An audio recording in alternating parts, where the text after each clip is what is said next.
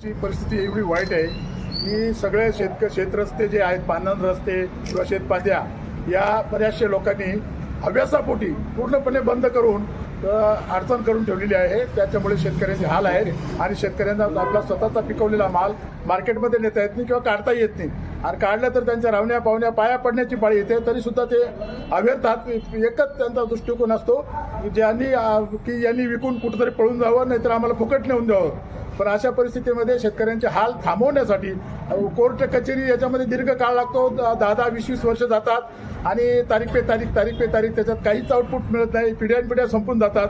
तरी ब्रिटिशांनी 1930 मध्ये ज्या शिवपांद्या काहीतरी विचार करूनच दिलेल्या आहेत, शिवपांद्या आणि पानद रस्ते किंवा पाय रस्ते, तर त्या पुनर्जीवित कराव्या आणि याच्यासाठी माननीय कलेक्टर साहेबांचे सरकारचे वेळोवेळीचे आदेश असताना देखील त्याच्याकडे दुर्लक्ष झाल्यामुळे शेतकऱ्यांचे हाल आहेत आणि यातना सहन करावं लागतात। गुन्हे दाखल होत आहेत, पोलीस केसेस होत आहेत, निराकरण जवान मुलं केसेसमध्ये अडकले जात आहेत।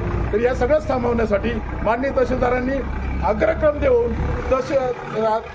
तलाट्यांना आणि ग्रामसेवकांना एक मिटिंग घ्यायला सांगावं ताबडतोब आणि जे आमची कमिटी आहे, पानंद रस्त्यांची कमिटी आहे, तिच्याशी संपर्क करून त्या ज्या सगळ्यांच्या अडचणी, सगळ्या गावांच्या अडचणी आहेत त्या समजून घ्याव्या, हीच आमची विनंती आहे। न केल्यास आम्हाला मोठं आंदोलन छेडावं लागेल, नाविलाज असतो आम्हाला मोठं आंदोलन छेडावं लागेल। याला सर्वस्व जबाबदार प्रशासन, माननीय तहसीलदार साहेब राहतील। या शिवपांदी जो रस्ता आहे तो रस्ता तात्काळ या तहसील कार्यालयामार्फत आपला जो रस्ता आहे तिथं कमीत कमीत 50-60 शेतकरी आहेत, त्यांचा जो रस्ता आहे शेतमालासाठी वर येण्यासाठी वृद्ध काही पेशंट असतात, त्यांना नेण्यासाठी वगैरे तो रस्ता नसल्याने आणि शाळेत जो मुलं जातात त्यांना येण्या जाण्यासाठी रस्ता नसल्याने तो आपल्याला रस्ता तात्काळ या तहसील कार्यालयांनी, प्रांत यांनी ती दखल घ्यावी व आपल्या गावात त्या समस्या मांडाव्यात आणि तो रस्ता, आमचा जो रस्ता आहे शेतकऱ्यांचा, कळवण तालुक्याचा असो किंवा आमचा निवाण्या गावाचा असो, सर्वांचा असो, तो रस्ता तात्काळ लगेच मार्ग लावावा ही आम्ही विनंती करतो। नाकोडा एकलरा शिव हद्द 33 फुटाची तहसीलदार साहेबांनी आदेश केला आहे, आमच्या बाजूने निकाल झाला आहे।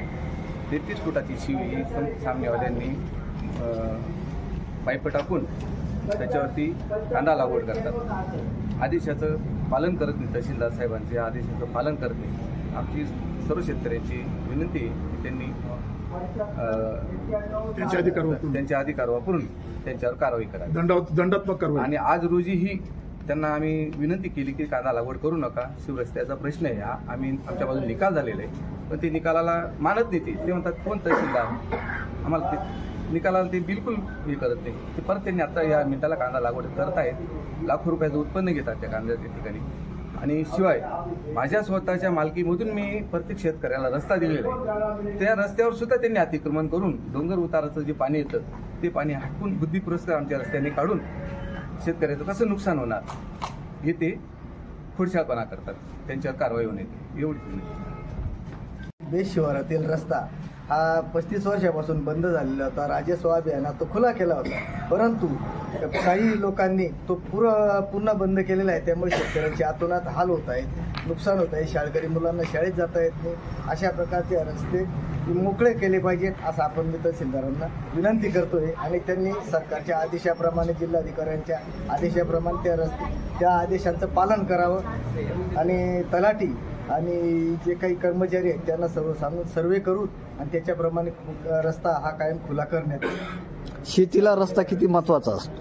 शेतीला रस्ता तसं पाहिलं तर 15 ते 20 फुटाचा नाही, किती शेती, आपण जो शेतकरी शेती करत असतो शेतीला प्रमुख म्हणजे रस्ता असतो, आणि जर शेतीला रस्ताच नसला तर शेतकऱ्याचं काय नुकसान होतं, शेतकऱ्याचं ते काय नुकसान होत असतं, शेतकऱ्याचं माल काढायला नुकसान होतं, वेळेवर माल पोहोचत नाही, त्यामुळे मुलं शाळेत जायला त्यांना अडचण होते आणि अपंग व्यक्ती असली, काही वेळेला जे काही दफनविधी, अंत्यसंस्कार अशा ठिकाणी सुद्धा खूप त्रास होतो। तर तो त्रास होऊ नये यासाठी या रस्त्याची खूप आतोनात गरज आहे।